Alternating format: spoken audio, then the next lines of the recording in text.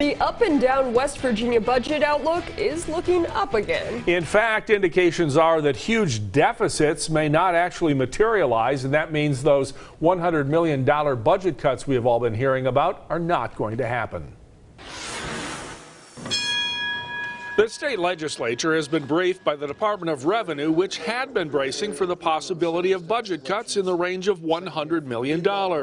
Most of that was due to a sharp decline in severance tax collections on coal and natural gas. But now the governor's office believes the rest of the fiscal year looks good and the cuts won't be needed.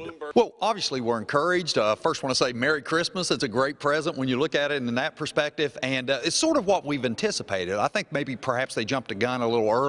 The bottom line, the state avoids $100 million in budget cuts this year, but no one knows for certain what will happen next year when revenue could still be lower. We'll find out on January 8th when the governor delivers his budget and his State of the State address right here.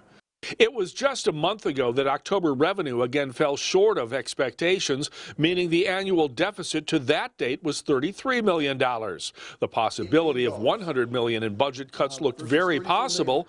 Not everyone is convinced, though, the crisis is over. We're still a good bit behind the projected budget, and I think I'm happy to hear that they're optimistic that we can make it up for the second half of the fiscal year, but I'm still a little bit concerned that that's not going to happen. The hope is that holiday sales through the end of the year will bring a much-needed boost in state tax revenue. Also be some discussion of possible tax cuts and even some tax increases when the legislature meets here 3 weeks from tomorrow.